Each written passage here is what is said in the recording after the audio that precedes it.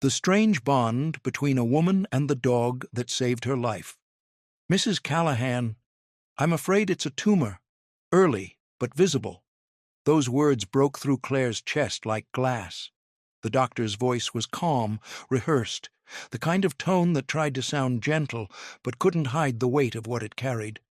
She stared at the monitor, unable to move.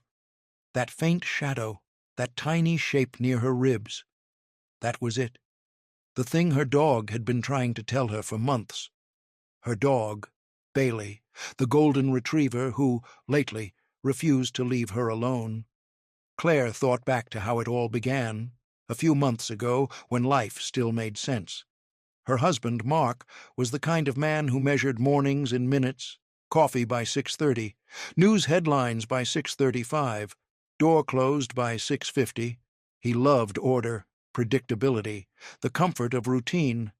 Claire, on the other hand, worked from home, a freelance illustrator who painted children's books. Her days were quiet, punctuated only by the soft scratching of her pencil and Bailey's steady breathing on the rug beside her desk.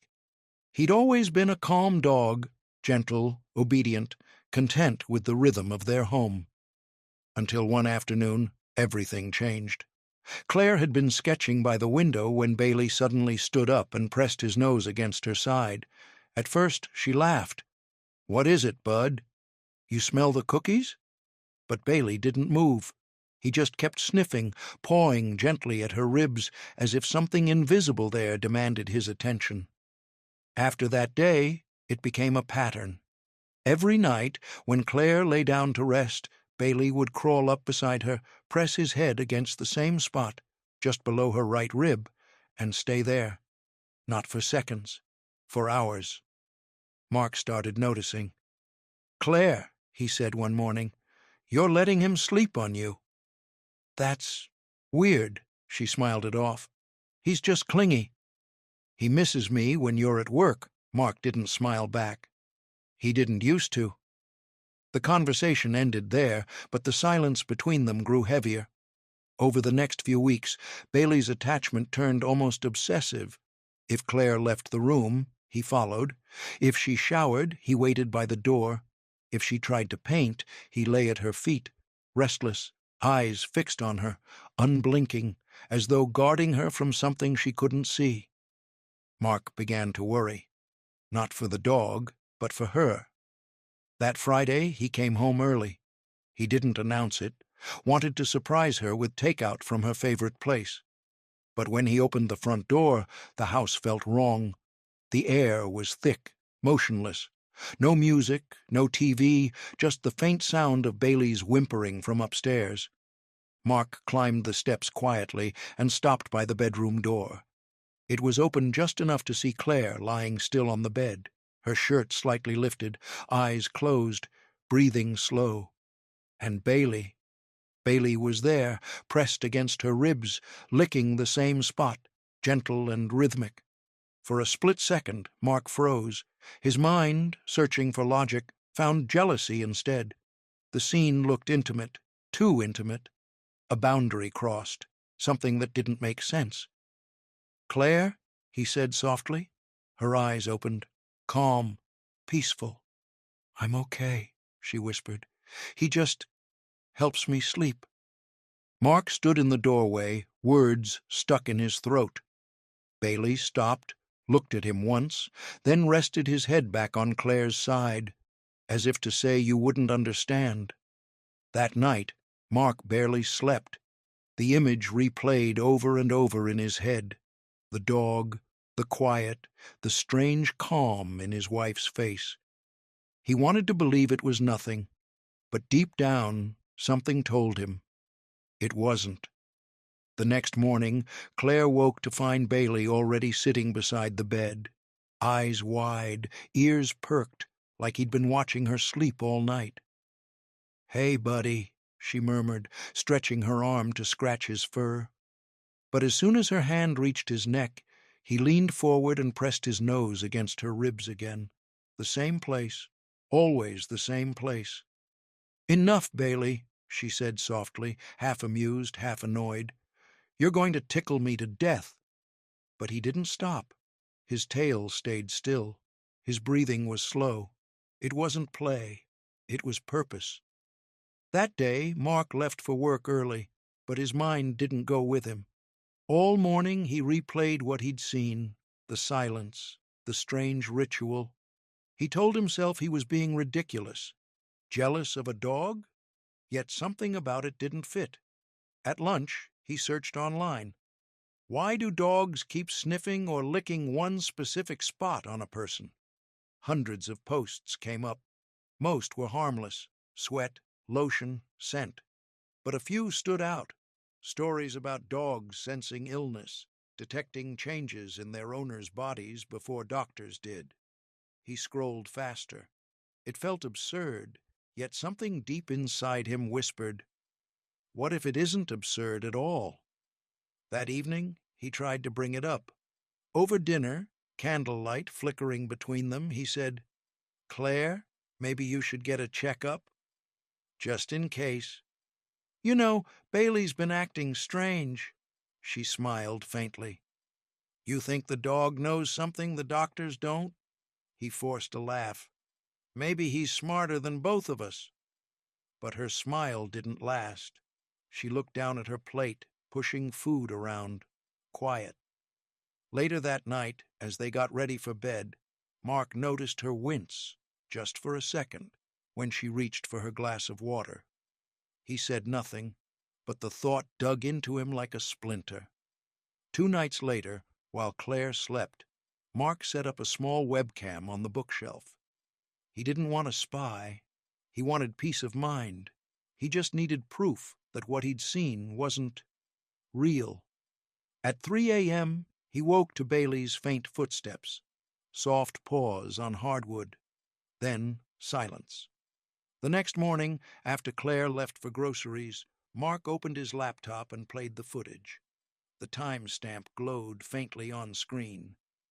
2:58 a.m. Nothing. 3:01. Bailey lifts his head. 3:02. He walks toward the bed, sits beside her. 3:03. Climbs up carefully, places his head on her ribs, and stays perfectly still. Mark leaned closer. Then, at 3:17, exactly, Bailey began to lick that spot again. Slow, patient, rhythmic, and Claire, half asleep, moved her hand, resting it gently on his head, like she'd done it 100 times before. The camera recorded 20 minutes of this. No sound, no movement, just a silent devotion that felt both sacred and terrifying. Mark paused the video. He stared at the frozen image of his wife and her dog, and something cold moved through him. It wasn't jealousy anymore. It was fear. That evening he couldn't pretend. He sat on the couch, voice low. Claire, please, just see a doctor. For me, she frowned. Mark, it's fine. You're making me nervous. He met her eyes. Good. Maybe you should be. Bailey lay at her feet, ears twitching, watching them both. His eyes looked knowing. That night, Claire dreamed of water, deep, black, endless. And in the dream, she was sinking slowly, while something warm pressed against her side. When she woke, Bailey was there again, his nose resting on her ribs. Her heart pounded. She touched the spot. It didn't hurt. But something in her, a quiet instinct, told her the pain hadn't started yet. The next morning, Sarah woke up before dawn. The air in the house felt heavy, like the silence itself was holding its breath. From her room, she could hear Emily talking softly to herself. A low whisper, broken by pauses. Sarah walked to her daughter's door and listened. Emily's voice was calm, almost detached. No, I didn't tell her. I promised. Then silence. Sarah's stomach tightened. She gently pushed the door open. Emily sat on her bed, her stuffed rabbit lying on the floor. She looked up at her mother and smiled, but it wasn't her usual smile. It was small, polite, practiced.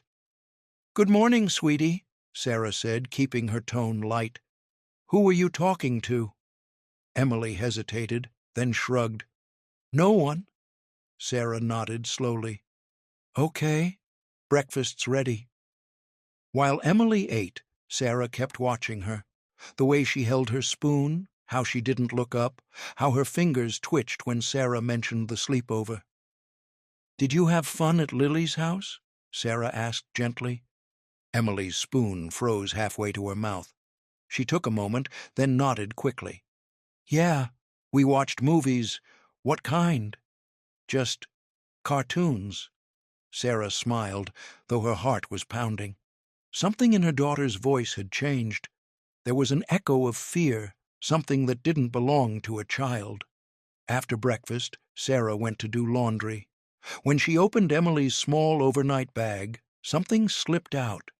A crumpled drawing. She unfolded it. It showed 3 stick figures, one small, 2 larger. The small one had no mouth.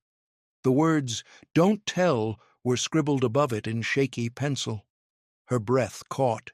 She sat down, the paper trembling in her hand.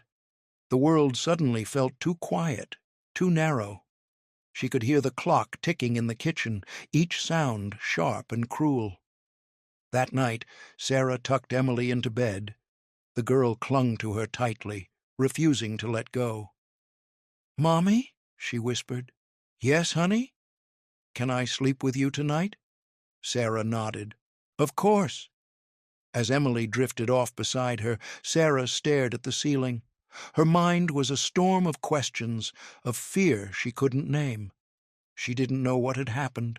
She only knew something had been taken from her child, and whatever it wasn't coming back. The days that followed felt unreal. Emily rarely spoke now. She stayed close to her mother, following her from room to room, her small hand clutching Sarah's sleeve as if afraid to let go. Sarah tried to keep things normal, cartoons, pancakes, bedtime stories, but everything felt off. The laughter sounded hollow, the colors of the house faded. Every time Sarah looked at her daughter, she saw a quiet that didn't belong to a child. One afternoon, the phone rang. It was Lily's mother, cheerful as ever.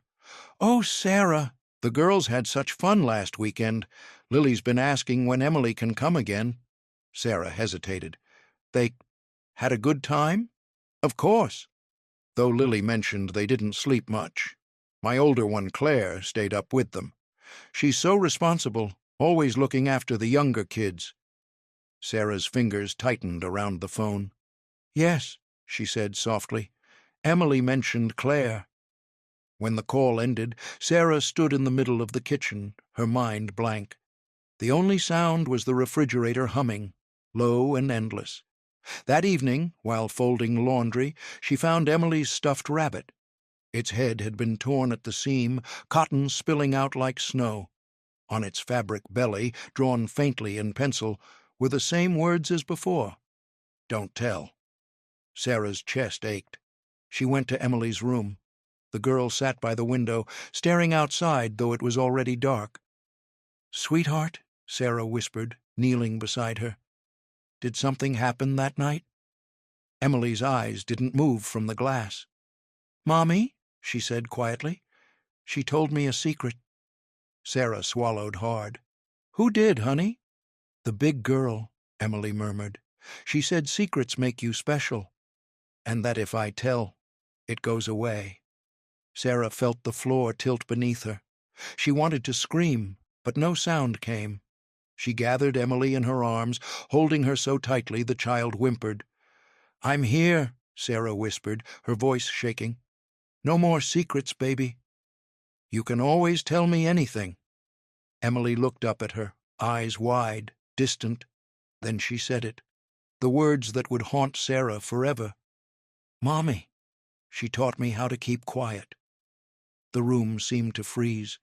The sound of the night outside, the wind, the faint hum of passing cars, all faded away. Sarah's hand trembled against her daughter's hair. She didn't ask any more questions. She just held her. And in that long, suffocating silence, Sarah finally understood. Some truths don't need to be spoken to destroy everything.